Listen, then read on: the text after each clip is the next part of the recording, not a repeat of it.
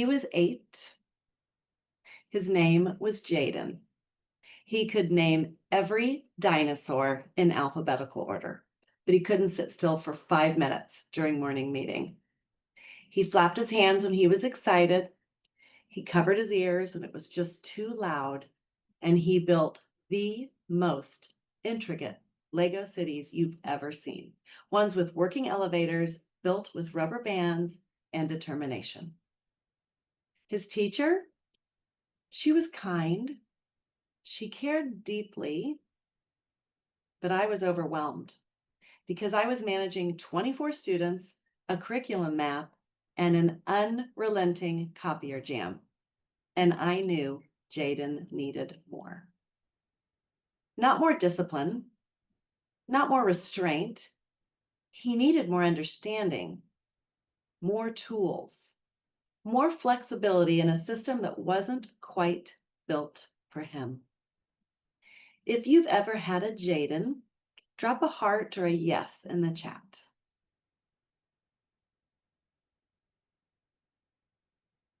Jaden's story isn't rare. In fact, if you work in education, you've probably met your own version of Jaden. Brilliant, unique, full of potential, and at risk of being overlooked because he doesn't quite fit the mold. Here's the thing. Kids like Jaden, they don't need to be fixed. Our systems do.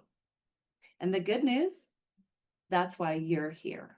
Whether you're joining from Singapore or South Africa, Brazil or Boston, you are the ones rewriting what school can mean. You are the ones who can shift from reaction to readiness, from compliance to compassion, from what's wrong with this student to what does this student need to thrive? All of you are the change agents that we've been waiting for. And if anyone can build a future where all means all, it's the ones who keep showing up, just like you did today. Hi, everyone. I'm Dr. Kari Stubbs, and it's truly an honor to be with you today among so many people who care so deeply about what matters most, creating learning that engages every student. Thank you so much to Liz Crawford and the amazing team at Kahoot for bringing this conversation to the forefront. I've spent my entire career showing up for students like Jaden.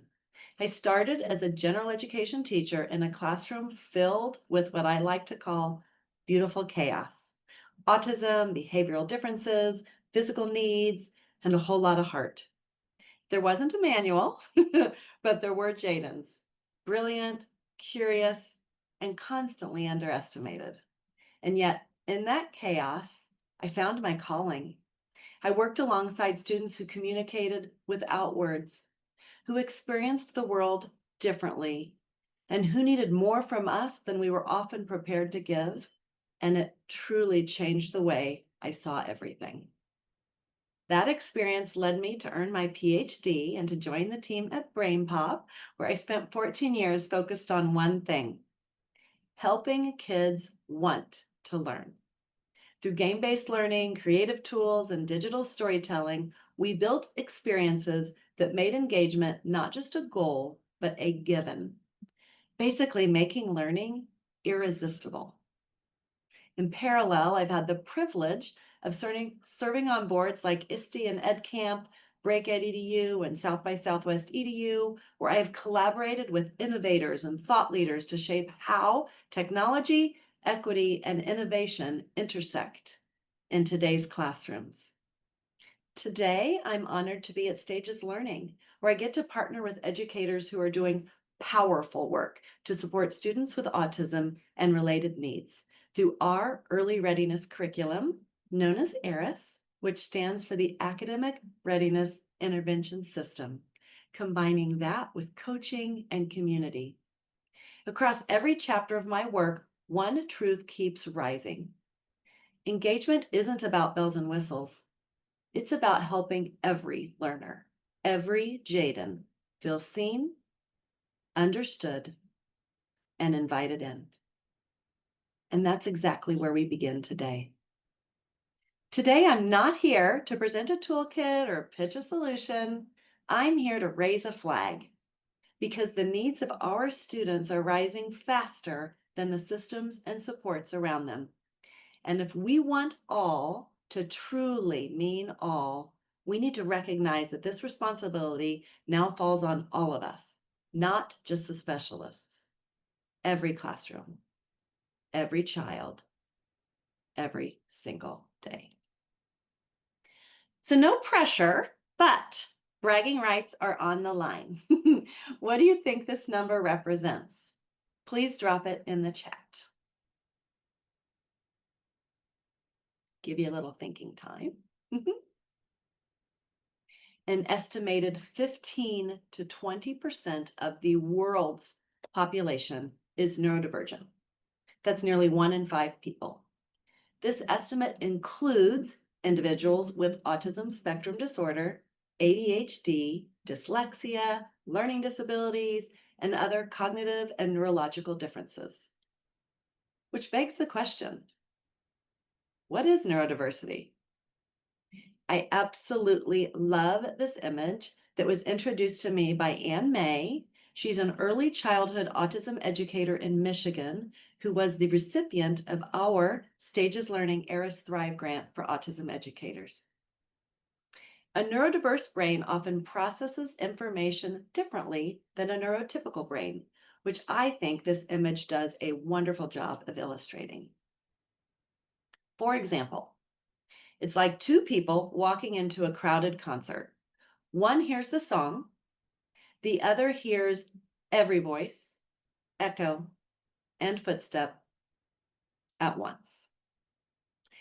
It's hearing break a leg and knowing it means good luck versus hearing break a leg and thinking, why would anyone want to hurt me before my performance?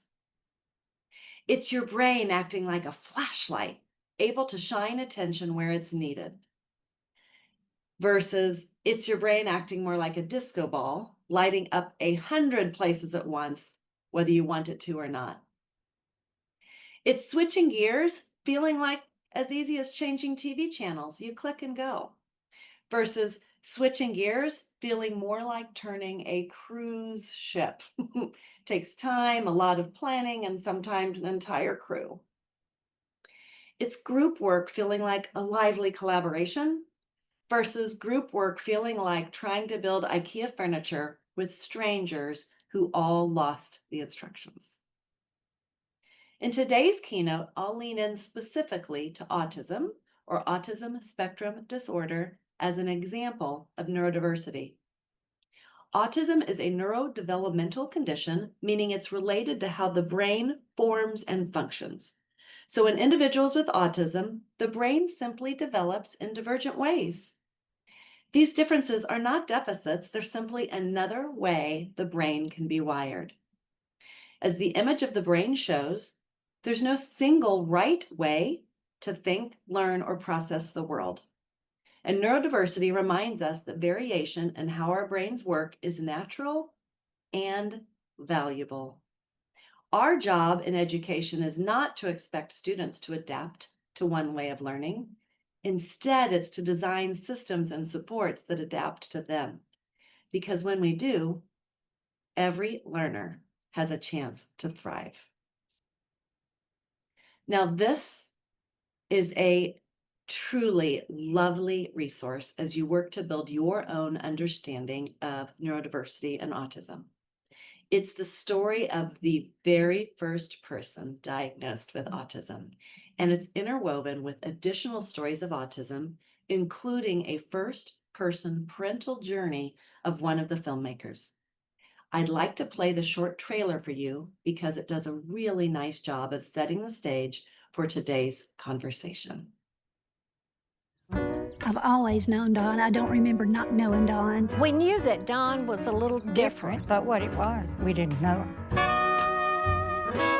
He is the first person to be ever diagnosed with autism. At the time, autism wasn't even a word. I had heard that the first person diagnosed with autism might still be alive and living in this small town in Mississippi. Hey, Shelby Welby. Hey, Nat the cat. Well, hi, Don, darling. Hey, Chandler the plant.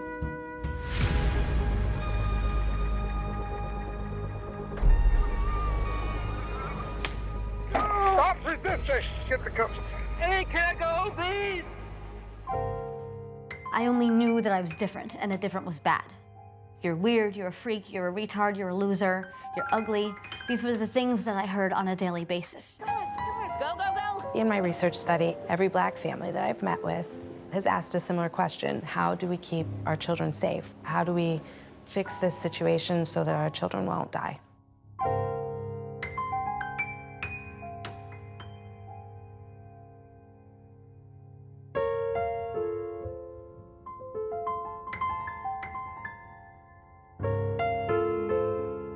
Toasty, toasty? Yeah. Like that. Autism is a little different. Your brain works a lot differently than most people. Hello.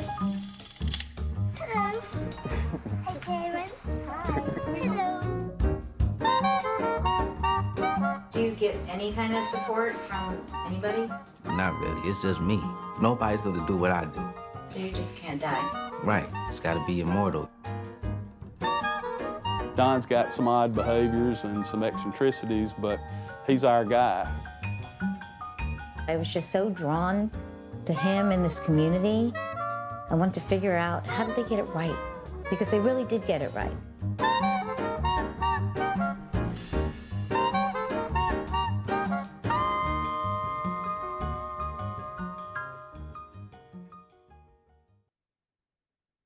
Isn't that amazing?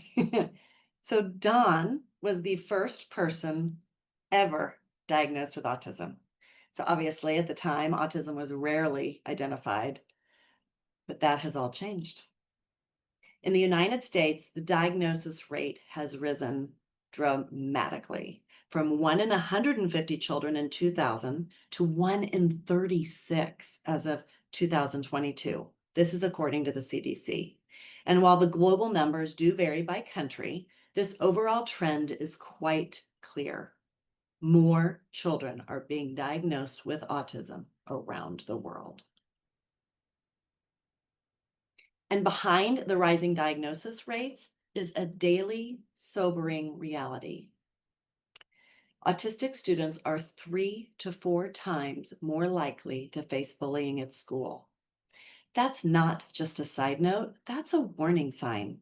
Because when students spend their school years feeling isolated, misunderstood, or unsafe, it shapes how they see themselves, and that ripple effect doesn't stop at graduation. School exclusion becomes missed opportunities, and emotional trauma becomes disconnection. So, again, take a guess in the chat. What do you think students with autism are 8 times more likely to?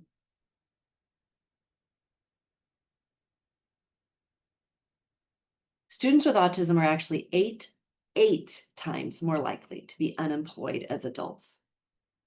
Let that sink in. We're talking about 15 to 20% of our student population. So picture an entire hallway of learners stepping out of our care and into a world that too often isn't ready for them. Friends, that number is not just a statistic. It's a mirror. It's reflecting the consequences of years spent feeling excluded, misunderstood, or unsafe. And when that's the foundation, the future narrows. Brilliance ends up on the sidelines, potential goes unrecognized, and the cycle repeats. And unless we change the story, that 8 times rate won't just persist. It will grow. That's why how we show up matters. Not someday, but now. All means all can't just be a mission statement. It has to be a mindset, and it has to be a plan. So here's the big picture. It's no longer a question of if students will come to us with complex needs. It's how many and how prepared we'll be to meet them. We're seeing more students entering our classrooms worldwide who need more from us, more support, more understanding, more flexibility. And this isn't a passing trend, it's the new reality of teaching. The tide is rising, and our systems, our staffing, and our strategies need to rise with it. All right, it's time for another round of What's the Stat? 70% is a big number, but what does it represent? Drop your best guess in the chat. What do you think 70% is pointing to in education today?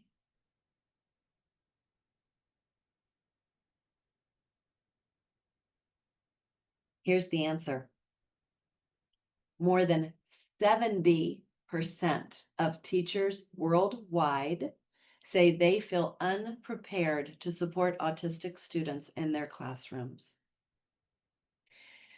We aren't ready for these kids. Just as the needs of our students are rising, our capacity to meet those needs is shrinking. And here's the tough truth.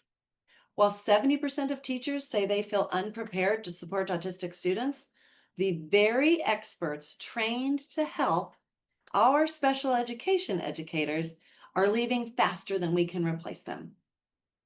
We are asking teachers to juggle flaming torches while riding unicycles, and then wondering why they're tired. This isn't just a US issue. It's a global crisis.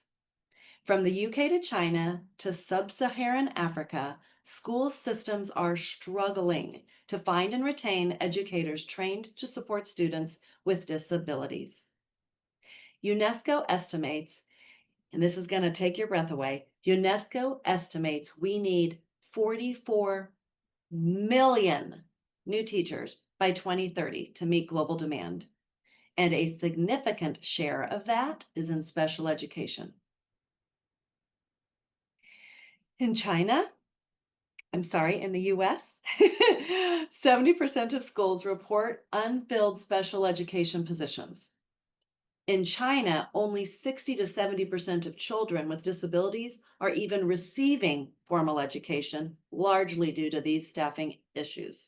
And in many regions, there are zero training pipelines at all for special educators. The message is clear. The world isn't just short on special educators. We're falling behind on our promise to serve every learner. These numbers aren't just challenges, they're calls to leadership. And that leadership, it's already in this room. Or at least I assume it is. This is YouTube. I can't actually see any of you. But with thousands of you out there, I'm going to go ahead and bet that at least a few future change makers are currently nodding along. I've been in enough rooms like this to know and recognize when the future of education is showing up. And it's you. You're stepping up, you're showing up, and you're reimagining what's possible. And here's the bigger message. You don't need the title special educator to make a difference, because in today's classrooms, every educator is a special educator in some ways. So here's the big picture. On the one side, we have steady rising needs of our students, more complex, more layered, and more visible than ever before.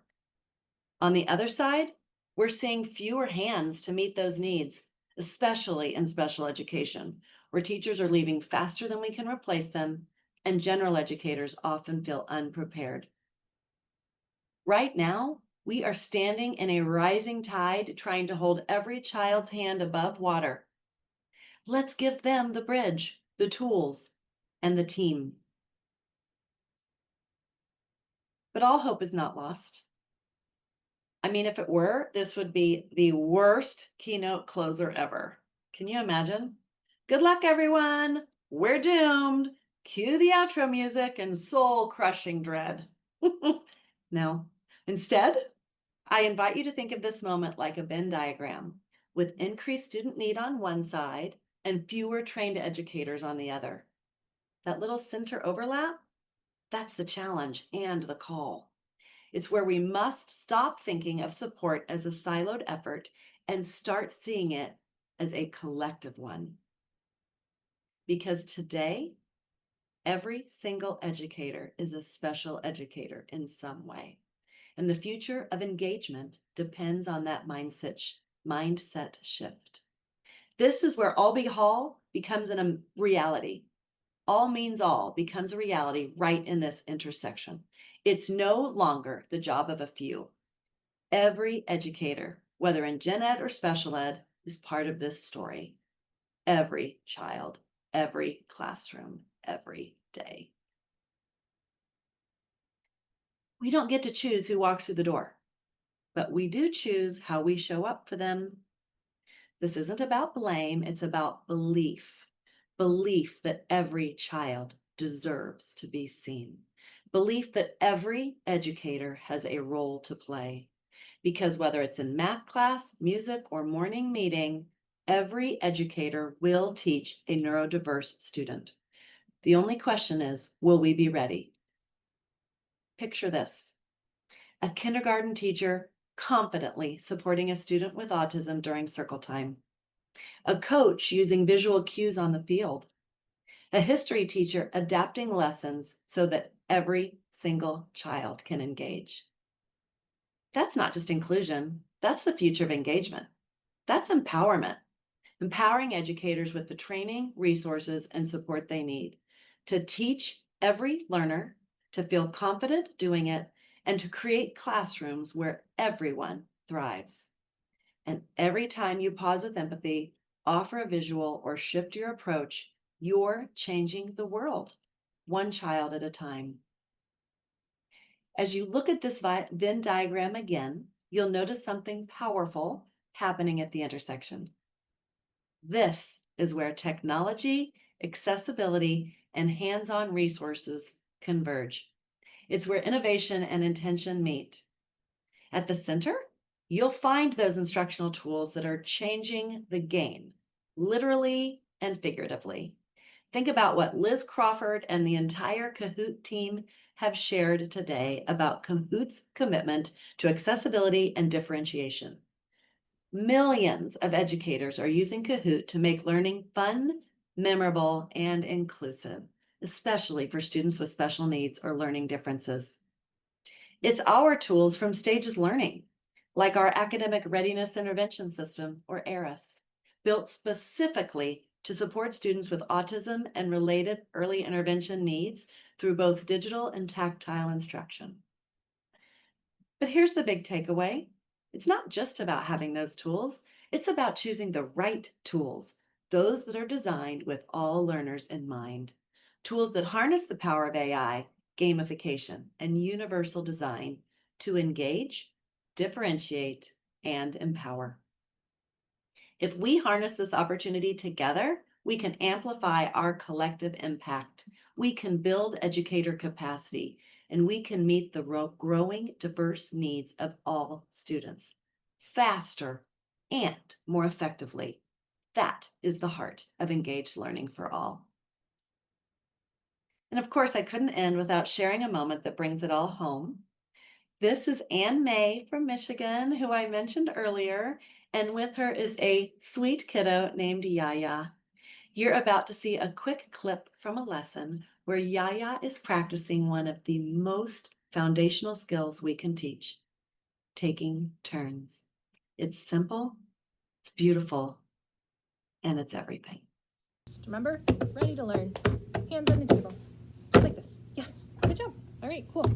All right, are you ready? Ready. Okay, we're gonna do my turn, your turn. My turn, your turn. Yeah, my turn, your turn. Okay, are you ready? Yeah. Okay, first one, my turn. Ready to learn. Thank you. All right, shake. Wait. Ready to learn first. Ready? You stay there. My turn first. Ready? I shake. Okay, are you ready? It's your turn. Shake. Good job. Okay, all done with shaking. All right, ready to learn? Yeah. You ready to learn? Okay, my turn, and then Yaya's turn. My turn. First, my turn. My turn, your turn. My turn, your turn. My turn? My turn, your turn. Yeah, that's right. Okay, ready to learn. Yeah. Okay, we're gonna blow. All right. Me first. Are you ready? Your turn.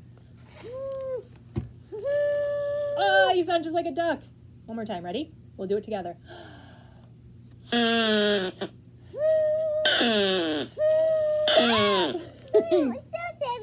like it? It's a duck. Yeah, it's a duck. We're all done. I'm done. You've seen these kids. You've known a Yaya. Maybe you were their champion. Maybe you still are.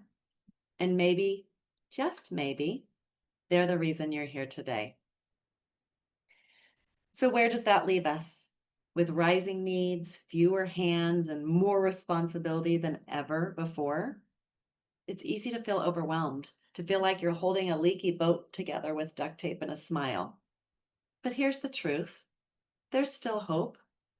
Because the educators who are still here, you didn't stay by accident. You stayed because you care too much to walk away. You are the difference makers. We owe it to each other, and more importantly, to our kids, to see every learner, to support every need, and to believe in every student's potential. And if you take nothing else from today, please take this. Our kids can't wait, and they shouldn't have to. All means all can't just be a motto. It has to be a promise for every classroom, every child, every single day. Thank you.